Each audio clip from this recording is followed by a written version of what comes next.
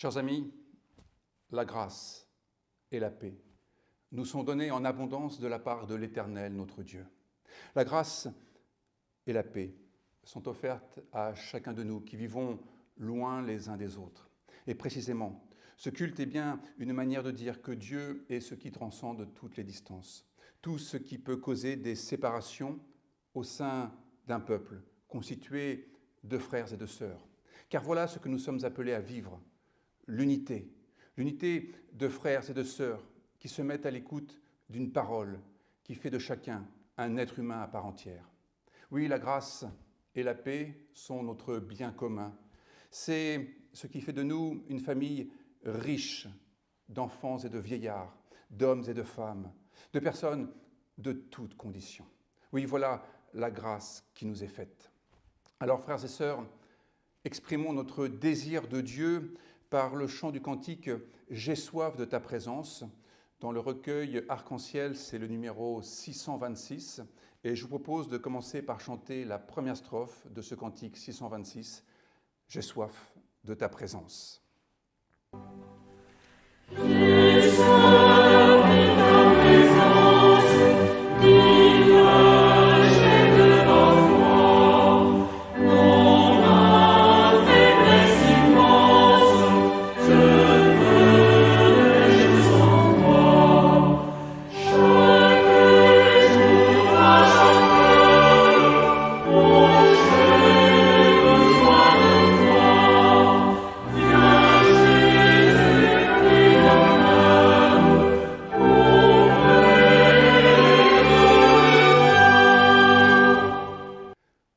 Louons Dieu. Éternel notre Dieu, notre joie est de te louer toujours et en tout lieu. Père Tout-Puissant, Dieu éternel, par Jésus-Christ, ton Fils bien-aimé, qui a incarné ton espérance, qui a rendu concret ton amour, nous découvrons à quel point nous sommes au bénéfice d'un amour inconditionnel. Par Jésus-Christ, tu nous as conduits du tohu-bohu à l'existence. Tu nous as ressuscités quand nous étions prostrés à terre. Par Jésus-Christ, tu nous as montré un ciel ouvert sur ce royaume qui vient. Un royaume qui signifie justice et paix pour chacun. C'est pourquoi, avec l'Église universelle, nous proclamons ta gloire et d'une seule voix, nous voulons chanter ton honneur. Amen. Et je vous propose de chanter Dieu par le psaume 84.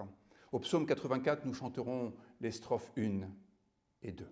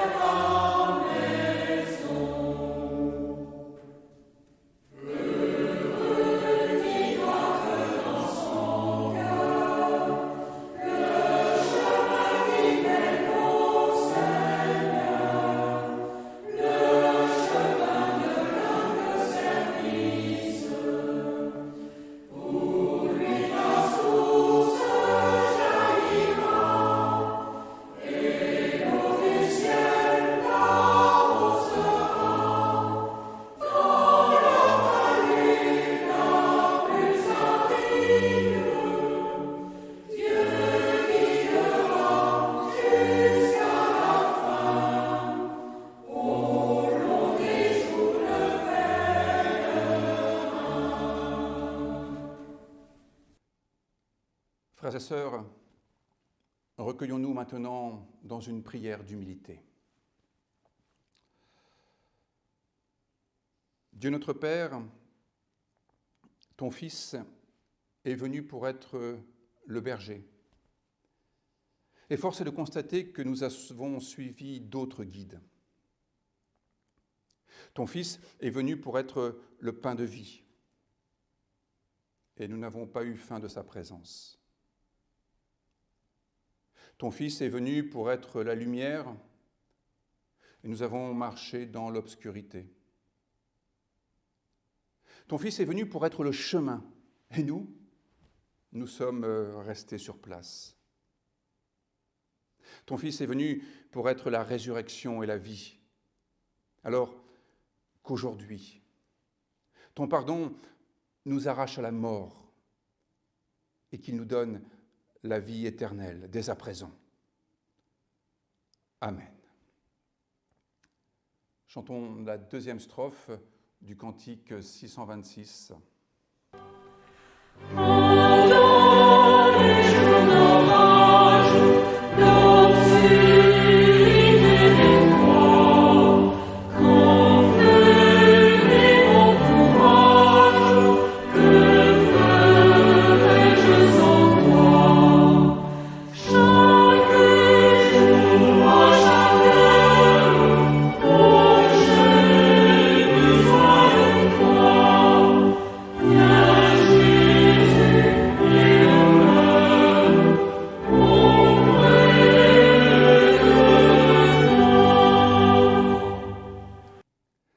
Frères et sœurs, entendons une parole qui répond à notre prière et à notre désir d'entendre à nouveau une parole de grâce sur notre situation, sur notre condition, sur notre inquiétude. C'est une parole qui retentit dans un livre prophétique de la Bible et qui dit ceci. « Je connais les projets que j'ai formés sur vous, dit l'Éternel, projets de paix et non de malheur, afin de vous donner un avenir et de l'espérance. Vous me prierez et je vous exaucerai. Vous me chercherez et vous me trouverez. Si vous me cherchez de tout votre cœur, je me laisserai trouver par vous, dit l'Éternel. Vous serez mon peuple et je serai votre Dieu. » Frères et sœurs, chantons notre reconnaissance par la troisième strophe du cantique 626.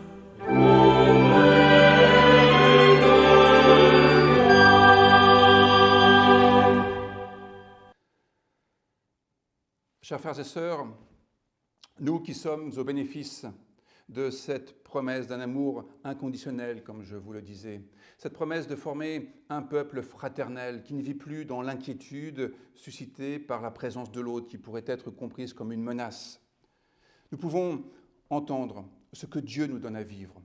Non pas vivoter, non pas vivre dans l'ombre de nous-mêmes, mais vivre en pleine lumière. Voici ce que dit l'apôtre Paul à la communauté de Galates. Vous avez été appelés à la liberté. Seulement, ne faites pas de cette liberté un prétexte pour vivre selon les désirs de votre propre nature. Au contraire, laissez-vous guider par l'amour, car toute loi se résume à ce seul commandement, aime ton prochain comme toi-même. Frères et sœurs, cette invitation de l'apôtre Paul à vivre selon cette dynamique de l'amour peut nous donner l'inspiration nécessaire pour exprimer notre foi. Et je vous invite à vous associer à cette déclaration de foi qui nous fait dire « Dieu est amour. Par amour, Dieu notre Père crée le monde. Son Fils Jésus-Christ est mort et ressuscité pour que l'amour naisse au cœur de tous les hommes. Son esprit nous rend responsables et libres pour vivre de cet amour. Nous croyons que Dieu nous appelle aujourd'hui, comme chaque jour, à répondre à son amour. Dans l'Église, comme artisans de vérité et de pardon, parmi nos contemporains comme artisans de justice et de paix. Dans son royaume qui vient, où l'amour éclaire toute chose, Dieu est amour. C'est ce que nous croyons. Amen. Poursuivons notre confession de foi par un chant, le chant du cantique 624. Dans toutes nos détresses, ce cantique exprimera notre indéfectible foi dans cette parole que Dieu nous adresse, quelles que soient les circonstances que nous vivons. Que nous soyons dans la gaieté la plus folle ou que nous soyons dans l'angoisse la plus profonde. Chantons au cantique 624 les strophes 1, 2, 3 et 4. Dans toutes nos détresses, il nous protégera. Soyons dans l'allégresse, le mal s'enfuira. Il est d'avance, allez vivre des cris, car la toute puissance, en mon Jésus-Christ.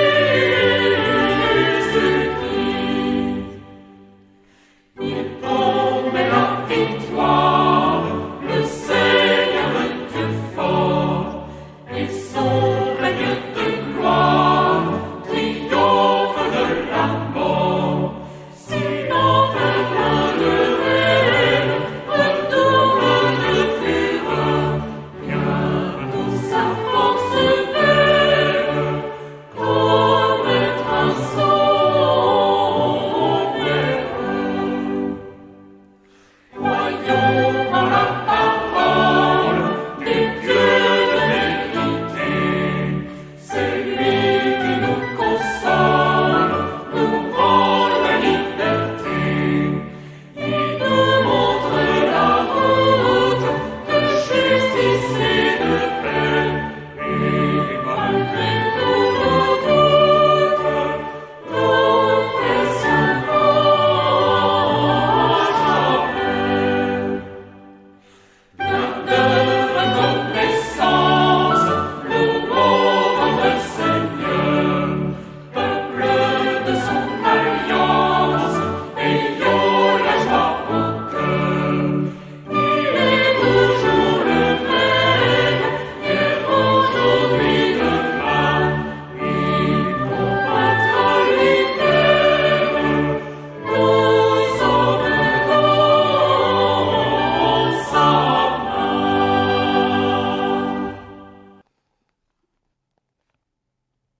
Avant de lire un passage de la Bible que je retiens pour notre méditation de ce jour, recueillons-nous dans la prière. Éternel notre Dieu, toi qui par ton esprit assembles les croyants en tout lieu de ce monde, inspire celles et ceux qui parlent, et rends attentifs celles et ceux qui écoutent, afin que l'Évangile soit la vérité de notre foi, la source de notre amour, la fermeté de notre espérance. Amen. C'est dans l'Évangile selon Matthieu que j'ai retenu un passage pour nous. C'est au chapitre 11. Je vais vous lire les versets 28 à 30. Voici ce que Jésus dit à ceux qui sont autour de lui.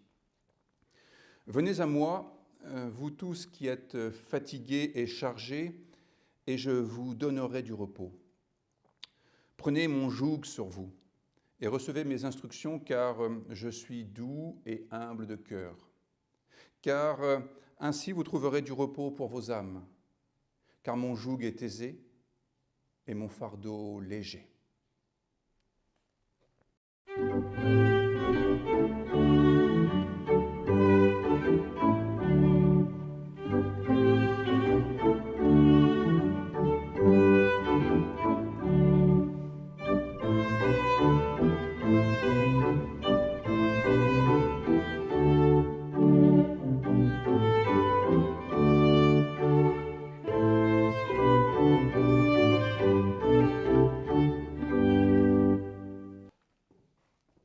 Chers frères et sœurs, nous sommes en présence d'une promesse faite par Jésus qui m'interroge. Un joug facile, un fardeau léger, et puis cette promesse du repos. Je ne vois pas très bien comment cela peut fonctionner dans le contexte que nous connaissons. Je ne vais pas tout repasser par le détail. Ma consoeur Solange Weiss l'a suffisamment bien fait la semaine dernière pour dire à quel point c'est sombre, catastrophique et extrêmement angoissant. Il suffirait finalement de penser à ce que fut la vie de Jésus. Comment imaginer que le joug de Jésus est facile à porter, que le fardeau est léger et qu'au fond, le repos est possible, que le repos est à portée de main. C'est ce côté assez paradoxal de la promesse de Jésus qui m'interroge parce que dans une certaine mesure, j'ai l'impression que le discours religieux est toujours plombé par ce côté un peu idéal, fort sympathique, mais complètement irréaliste, complètement déconnecté de notre réalité.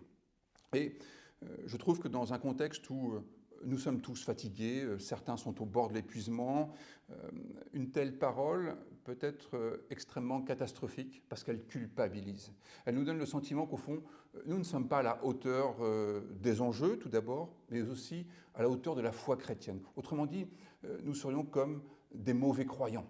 Et ce qui m'interroge, c'est les dégâts que peut faire une telle parole dans une situation comme la nôtre qui est pourtant extrêmement réelle. C'est à se demander si l'Évangile, au fond, ne nous confine pas dans une bulle qui serait tout à fait étrangère au monde, tout à fait étrangère à ce que les uns et les autres vivent. Sauf que nous sommes nous-mêmes pris dans le monde. Et lorsque nous sortons d'un culte, lorsque nous sortons d'une lecture biblique, lorsque nous sortons du temps de la prière, eh bien au fond, il faut bien se coltiner ce joug et ce fardeau qui, je trouve, n'ont vraiment rien de léger et rien de facile. Alors c'est cela que j'aimerais interroger avec vous maintenant dans le cadre de cette méditation biblique. Tout d'abord, il me semble extrêmement utile de constater que le texte biblique ne parle pas du repos en général.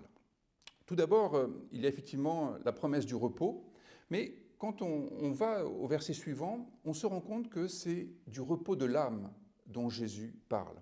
Et le repos de l'âme est évidemment bien autre chose que le repos du corps ou le repos de l'intelligence, par exemple. Le repos de l'âme, ce n'est pas la mort. La promesse de Jésus ne consiste pas à dire, au fond, la seule façon de s'en sortir, la seule façon d'échapper à cette situation catastrophique, c'est de mourir. Au moins, une fois que vous serez mort, vous serez tranquille, ça sera le repos éternel. Le repos de l'âme, c'est bien le repos de ce que la Bible nomme l'âme. Et l'âme n'a rien de quelque chose d'inerte. L'âme, ce n'est pas un quelque chose d'ailleurs. L'âme, dans la Bible, c'est une manière de parler de toutes ces personnes qui sont tendues vers un idéal de vie, ce que la Bible nomme Dieu. L'âme, c'est lorsque nous nous tenons face à Dieu. Alors, vous voyez, cette expression particulièrement religieuse mérite d'être interrogée parce que se tenir face à Dieu, c'est à la fois très sympathique, très poétique, lyrique si je l'applique à moi-même, mais qu'est-ce que ça signifie dans la vie quotidienne ? Bien, je pense qu'on peut le comprendre de deux manières différentes. Se tenir devant Dieu, être une âme, c'est tout d'abord savoir que nous tirons notre existence d'un autre que nous-mêmes.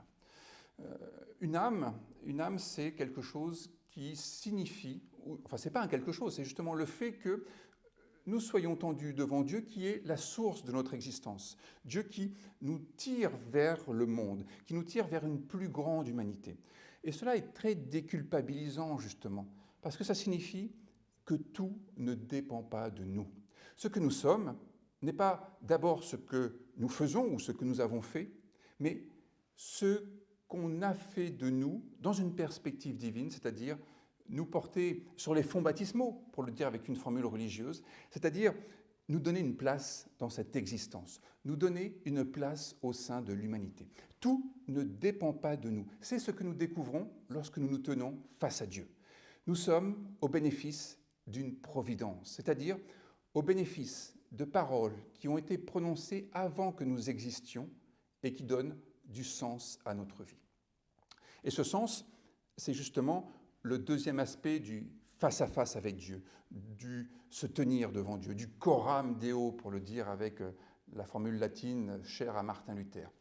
l'âme, qui est donc cette tension vers Dieu, c'est une manière de dire que c'est le royaume de Dieu que nous avons en ligne de mire. L'âme, c'est le fait de viser la justice, de viser la fraternité telle qu'en parle l'Évangile, et ceci dans un cadre universel. Non pas la fraternité avec les proches, non pas la fraternité avec la famille biologique, non pas la fraternité avec les amis, non pas la justice pour soi, mais la justice pour tous, une fraternité universelle. Voilà ce que nous fait découvrir ce face-à-face avec Dieu. Le sens de notre vie est en lien avec celles et ceux qui partagent notre condition humaine, et elle est orientée vers ce que la Bible nomme la justice, et vers ce que la Bible décrit comme étant la fraternité. Ces liens de solidarité avec celles et ceux que l'Évangile révèle être nos frères et nos sœurs. Alors, essayons de voir un peu plus précisément ce que désigne l'âme, pour savoir ce que signifie le repos de l'âme. Eh bien, tout d'abord, il est important de comprendre que l'âme, c'est ce qui nous fait désirer ce qui a valeur d'absolu. L'âme, c'est notre capacité à désigner ce que Dieu désigne. On peut penser par exemple à Moïse, qui se promenait tranquillement avec le troupeau de son beau-père, Jéthro. Il n'avait aucune idée de ce que serait sa vie.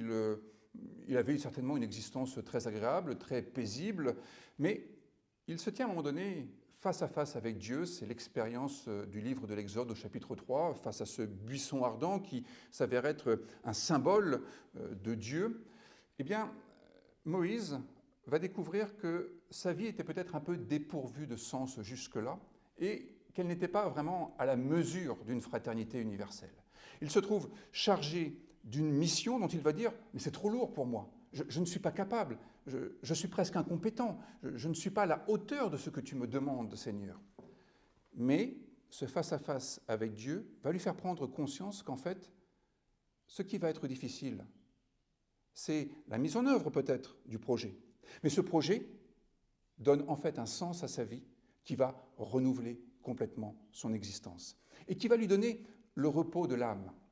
Parce que l'âme n'aura plus besoin d'errer au milieu de tout ce fatras qui fait notre vie quotidienne, au milieu de tout ce fatras qui fait la matière première de nos médias, parce que nous nous mettons à viser quelque chose qui signifie une justice ultime, alors notre âme trouve du repos. Elle s'attache enfin à quelque chose qui va faire fructifier notre humanité et qui va faire fructifier l'humanité de celles et ceux qui sont autour de nous. Autrement dit, nous allons être en harmonie, nous-mêmes, avec notre environnement, avec l'histoire de nos contemporains.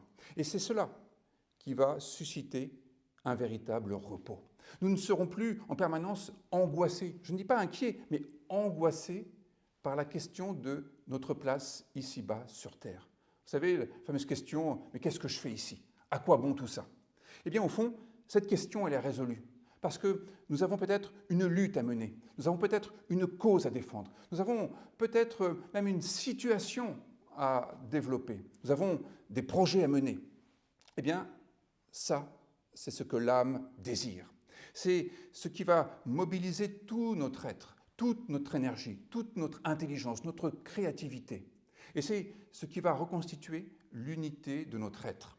Et donc, vous voyez, la question du repos que Jésus nous met devant les yeux, ce n'est pas finalement une sorte de quiétisme. Ce n'est pas le repos au sens du farniente, de la sieste, avec un corps qui serait complètement relâché, avec un cerveau qui serait complètement débranché. Tout est mobilisé, toutes nos facultés sont mobilisées, tous nos talents sont mobilisés. Mais ils sont mobilisés pour une cause, pour un objectif, pour un projet, pour une visée, pour une perspective, pour un horizon qui va nous apporter une sérénité profonde. Car nous ne serons plus angoissés par la question de « que dois-je faire pour bien faire ? Que m'est-il permis d'espérer ?» Tout cela trouvera une résolution. Et nous n'aurons plus finalement qu'à mettre en œuvre les moyens pour atteindre cela. Alors, je dirais que le premier bénéfice de cette parole, c'est que Jésus met à notre disposition un idéal de vie, un horizon d'humanité auquel nous pouvons dire oui. Et c'est cela certainement l'enseignement le plus important de l'Évangile. Et c'est cela que les théologiens essaient de faire valoir.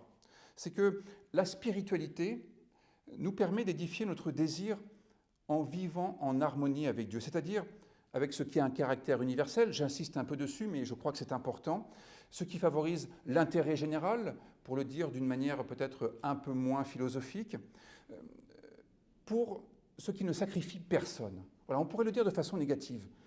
Vivre en faisant en sorte que personne ne soit jamais sacrifié par notre manière de vivre. Et puis, cela nous met en relation avec nos frères et sœurs en humanité, et au fond, c'est ensemble que nous pouvons faire face à ce qu'il y a de plus ultime dans la vie. La spiritualité favorise le désir, un désir coordonné au désir de l'autre. Au fond, il y a une sorte de coopération, et c'est quelque chose dont parlera l'apôtre Paul dans l'une de ses lettres. Nous sommes coopérants de Dieu, en ce sens que nous coopérons les uns avec les autres dans le cadre de cet intérêt général à développer. Alors dire oui au Créateur, dire oui à Dieu, vous voyez, c'est dire oui au dynamisme créateur dont il est la source dès le premier livre de la Bible, dès le premier chapitre en Genèse 1. Dire oui à Dieu, dire oui à l'évangile de Jésus-Christ, c'est adhérer nous-mêmes à ce dynamisme créateur qui, évidemment, renouvelle la vie. Et vous voyez, quand on renouvelle la vie dans le sens de plus de justice, de plus d'ordre, eh bien, au fond, cela nous apaise. Quand nous arrivons à ranger notre intérieur, que ce soit notre salon, que ce soit notre bureau, parfois nous y arrivons, eh bien, il y a une sorte de repos de l'âme, parce que nous ne sommes plus en permanence à essayer de viser quelque chose, nous ne sommes plus à chercher ce dont nous avons besoin. Ce que nous recherchons, ce dont nous avons besoin, est facile à identifier, et du coup, nous pouvons nous orienter directement vers cela.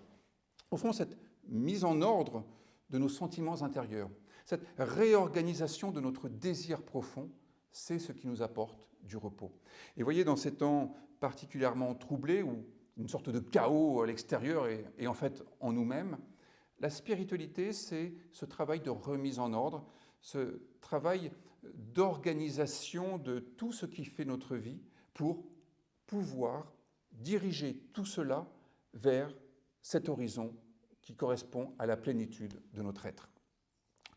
Alors la croissance spirituelle, c'est à la fois une responsabilité individuelle à l'égard de notre monde et puis le développement de notre créativité. Et c'est pour cela que je dis que ce n'est pas un quiétisme auquel Jésus nous appelle, parce que le fait que toutes nos facultés soient mobilisées en direction de ce que l'Évangile nous révèle montre bien qu'il va falloir se retrousser les manches et il va falloir y aller. Bien. Alors, ce qui m'intéresse maintenant, c'est peut-être de tirer une conséquence pratique de cela. Et j'aimerais justement revenir sur ce que je disais au départ, le risque que ces versets soient des versets qui nous culpabilisent à outrance. Je pense qu'au contraire, ce sont des versets qui déculpabilisent et qui nous rendent la vie plus simple, parce qu'au fond, je dirais que ce que nous pouvons retenir de cela, ou si on devait résumer peut-être cette perspective en une phrase, en une formule, peut-être un peu un slogan, c'est de dire que l'intendance suivra. Vous voyez, quand notre âme vise ce qu'il y a de plus juste, ce qui nous sera le plus favorable, sans que cela sacrifie les autres qui se tiennent à côté de moi, eh bien, on peut du coup se dire que notre vie s'en trouve renouvelée, parce que dans ce cas-là, nous sommes à même de penser notre quotidien en fonction de cela. On pourrait dire de façon assez pratique, un peu dans la logique organisationnelle, si on fixe d'abord les objectifs, eh bien, au fond, ça sera plus facile de mettre les moyens en œuvre pour atteindre ces objectifs. C'est un petit peu cela que nous révèle l'Évangile. Lorsque nous sommes tendus vers ce qui a un caractère ultime, alors l'intendance suit. Nous savons ce qu'il faut pour, ou du moins nous avons un peu une intuition de ce qu'il faut mettre en œuvre pour atteindre ce caractère ultime, atteindre ces objectifs, pour pouvoir mener à bien ce projet. Quand on sait où on veut aller, eh bien c'est plus facile sur une carte routière de forger son chemin. ou si vous avez un GPS, il faut bien avoir la destination pour qu'il puisse organiser le trajet, soit le plus court, soit le plus rapide, soit le plus économique. Au fond, l'Évangile nous permet de nous préoccuper de notre destination, parce que l'Évangile nous aide à élucider notre destination. Je parle de destination plutôt que de destin, parce que le destin risque de nous faire penser à la fatalité. Or, il n'y a pas de fatalité dans cette histoire. Il y a le choix de la destination qui est la plus appropriée pour nous, sans qu'elle se fasse sur le dos de l'autre. Et vous voyez, c'est en ce sens que c'est extrêmement déculpabilisant. Le joug, le fardeau de Jésus sont effectivement des choses légères et faciles, parce que ce n'est pas les moyens à mettre en œuvre qui sont en jeu, c'est la destination. Et la destination, nous dit Jésus, eh bien, elle est accessible. Elle n'est pas éloignée là-haut dans le ciel pour que nous demandions mais qui nous l'ira chercher, ou là-bas, au-delà des mers, pour que nous demandions également qui nous l'ira chercher. Elle est là, tout près de nous, dans notre cœur. L'Évangile nous révèle ce que nous pouvons être. Et je dis bien être, parce qu'au fond, ce que dit Jésus, c'est que l'Évangile nous révèle qu'une vie épanouie, une vie fidèle à ce qu'est l'Évangile, c'est une vie avec moins d'avoir et plus d'être. Et au fond, c'est cela qui rend notre vie plus facile. Lorsque nous nous dépréoccupons de la question matérielle pour nous intéresser de façon privilégiée à la question de l'être, à la question de l'humain, à la question de l'autre et de soi-même. Les possessions nous possèdent, disait Théodore Monod à juste titre, et elles nous rendent dépendants, et elles nous pourrissent la vie dans une certaine mesure. Elles ne sont pas inutiles, elles ne sont pas à rejeter. Nous ne devons pas être comme l'Adam initial, c'est-à-dire avec juste la peau sur les os. Mais nous ne devons jamais mettre les moyens en tête. Pourquoi ? Parce que si nous mettons d'abord les moyens, si nous pensons d'abord à ce que nous devons avoir, eh bien au fond, notre vie sera toujours dépendante des biens matériels. Elle sera toujours dépendante des moyens dont nous disposons à l'heure actuelle. Elle sera toujours dépendante de notre revenu actuel ou de notre patrimoine actuel ou de notre compte bancaire actuel. La grande question pour nous, c'est comment organiser notre vie au quotidien. Et vous voyez, si je reviens sur la question de la pandémie, mais on pourrait aussi bien revenir sur la question du terrorisme, qui est aussi une préoccupation extrême aujourd'hui, eh bien nous pouvons organiser notre vie en fonction de cela. Et au fond, notre vie sera soumise à ces deux choses qui, au lieu d'être des paramètres, deviendront en quelque sorte Dieu, c'est-à-dire le principe organisateur de notre vie. Eh bien, l'Évangile nous dit que le principe organisateur, en quelque situation que ce soit, ne sont jamais les réalités secondes ou secondaires.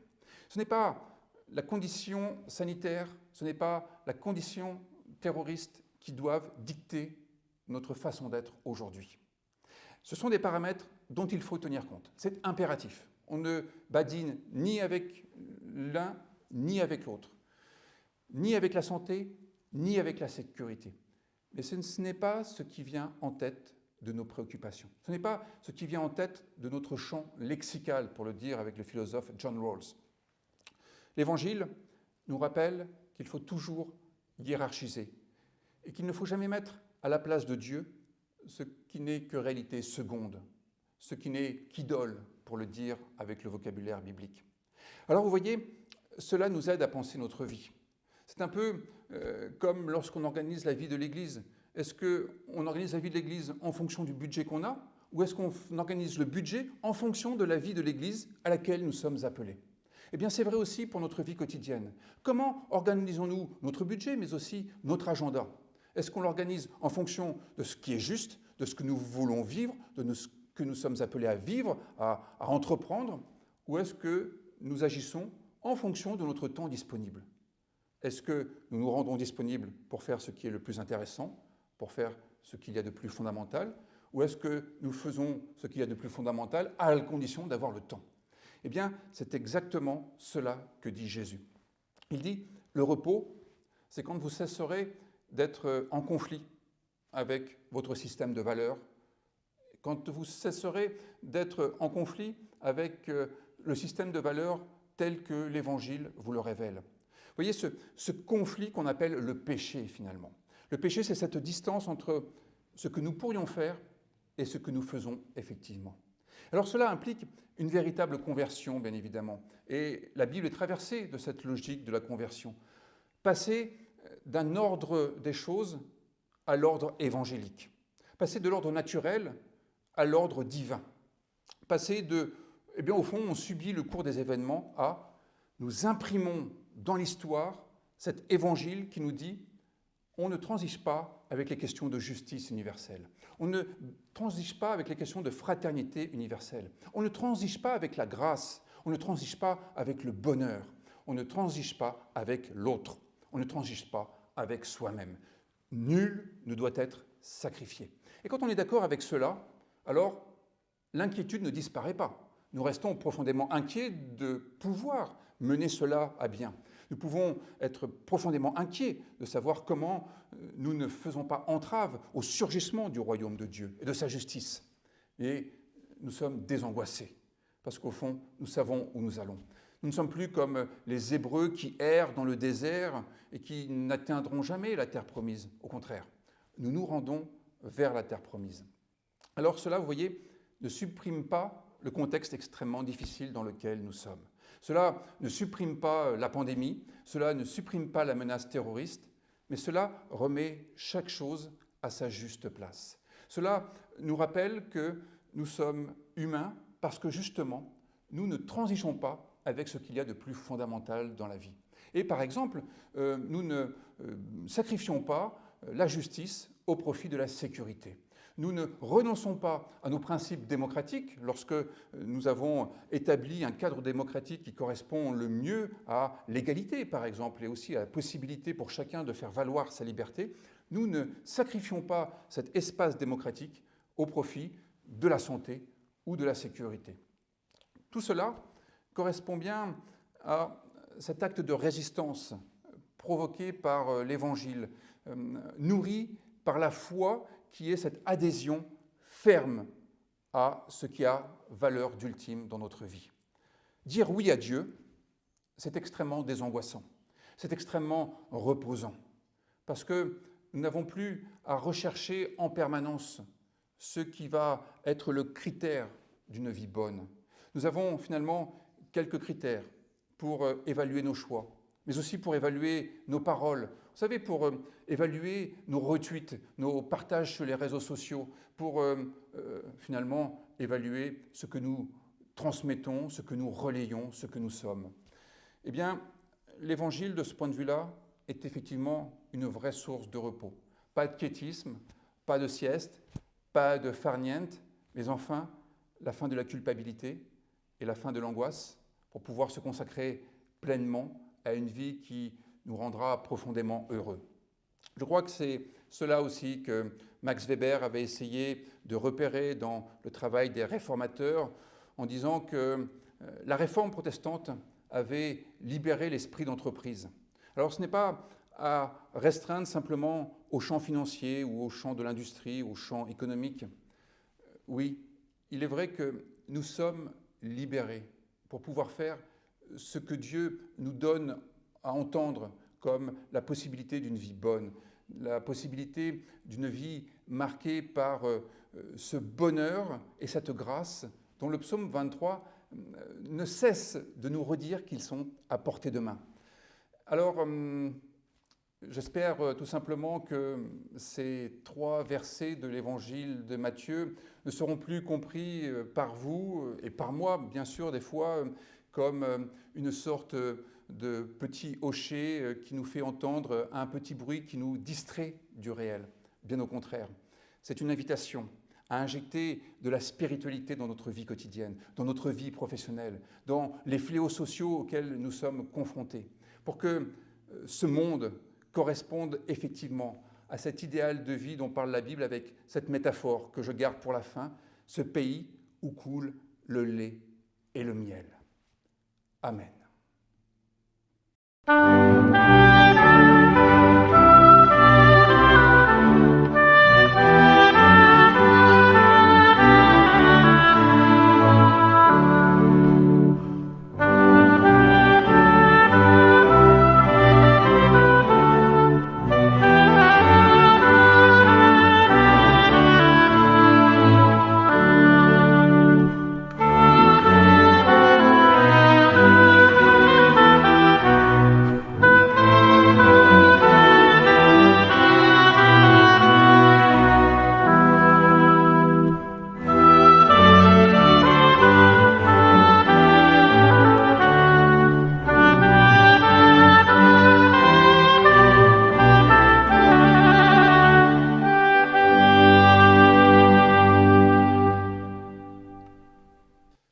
Chers amis, les informations à partager sont celles de la semaine dernière. Pendant ce temps de confinement, toutes nos activités qui étaient prévues dans les différents lieux de culte sont bien sûr suspendues. En revanche, nous vivons l'Église autrement, par ses réseaux sociaux, par ses diffusions sur FM+, par tous les moyens que nous mettons à disposition pour rendre possible une fréquentation de l'Évangile, même lorsque nous sommes confinés chez nous. Vous pouvez trouver toutes les informations utiles sur le site internet de notre Église, bien sûr. Pendant ce temps de confinement, vos pasteurs restent à votre disposition. Vous pouvez les appeler, bien évidemment, soit pour vous entretenir avec eux, soit pour signaler une situation qui mériterait une attention toute particulière. Je vous rappelle que vos dons sont également possibles par Internet. Vous avez toute possibilité, évidemment, d'envoyer aussi un chèque à notre secrétariat. N'oubliez pas que pendant ce temps de confinement, les charges continuent à peser sur nous. C'est l'âme qui est légère, mais nous avons besoin de mettre en œuvre les moyens matériels pour atteindre ces horizons que nous appelons de nos vœux. Je vous invite maintenant à ce que nous nous unissions dans une prière d'intercession. Seigneur, nous n'avons jamais vraiment su te parler comme il faut, et moins encore aujourd'hui. Les mots précis nous manquent, alors une fois de plus, accorde-nous de balbutier quelques bribes de prière, et viens toi-même dans notre cœur, dans notre esprit, intercéder par ton propre esprit. Comme tu peux t'en douter, ce sont nos familles, nos amis, ceux qui souffrent, ceux qui sont malades et peut-être mourants, que nous avons tout particulièrement dans nos pensées. Les infirmes et les vieillards, les pauvres, ceux qui manquent de tout, ceux que le confinement inquiète et ceux que la situation sociale et économique effraie. Les isolés, bien sûr, mais aussi, peut-être plus au loin, mais aussi dans nos foyers, à vrai dire, les torturés et les exilés. Oui, c'est pour chacun d'eux que nous voulons te prier, Seigneur. Mais nous ne voulons pas avoir une vision pessimiste de notre monde. Nous voulons prier pour ceux qui luttent, pour ceux qui cherchent, qui parfois désespèrent, pour ceux qui sont abattus par l'épreuve et dont l'espérance, la foi et l'amour chancellent. Nous voulons te prier pour ceux qui sont dans l'opulence et qui peut-être t'oublient dans cette prospérité ou dans la joie. Oui, nous voulons vraiment prier pour chacun d'entre nos frères et sœurs, Seigneur.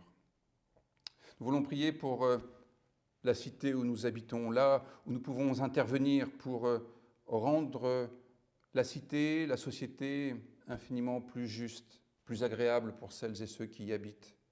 Alors, pour cette cité dont nous venons et pour tous nos peuples rassemblés, pour tous les peuples de la terre, pour la paix du monde précisément, pour ceux qui nous gouvernent, pour ceux qui ont tant de mal à distinguer le pouvoir de l'autorité, nous te prions, Seigneur. Te prions pour notre Église, l'Église invisible, l'Église universelle, l'Église qui dépasse toutes les chapelles, l'Église qui n'est pas restreinte à des lieux de culte qui aujourd'hui sont inactifs. Nous voulons te prier pour ceux qui exercent un ministère parmi nous, que ce ministère soit particulièrement un ministère de résurrection et d'unité. Oui, pour l'Église universelle, pour sa fidélité et pour sa vigilance dans l'attente de ton royaume, nous te prions, Seigneur. Et nous rassemblons toutes nos prières dans ces mots que Jésus a confiés à ses disciples et que nous faisons nôtres à notre tour, en disant « Notre Père qui es aux cieux, que ton nom soit sanctifié, que ton règne vienne, que ta volonté soit faite sur la terre comme au ciel. Donne-nous aujourd'hui notre pain de ce jour. Pardonne-nous nos offenses comme nous pardonnons aussi à ceux qui nous ont offensés. Ne nous emporte pas dans l'épreuve, mais délivre-nous du malheur, car c'est à toi qu'appartiennent le règne, la puissance et la gloire, pour les siècles des siècles. Amen. Frères et sœurs, inscrivons-nous dans cette dynamique d'intercession par le chant du cantique 425, « Consacre à ton service ». Nous chanterons les strophes 1 et 2 de ce cantique 425, « Consacre à ton service ».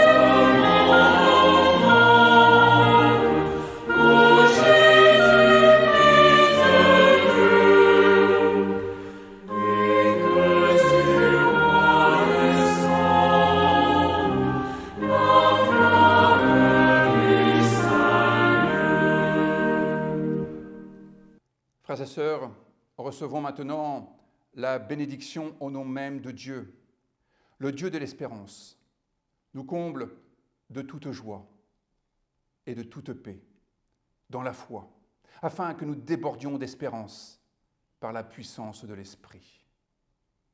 Amen. Frères et sœurs, continuons notre route maintenant avec ce cantique 425, cette fois la troisième strophe du cantique 425.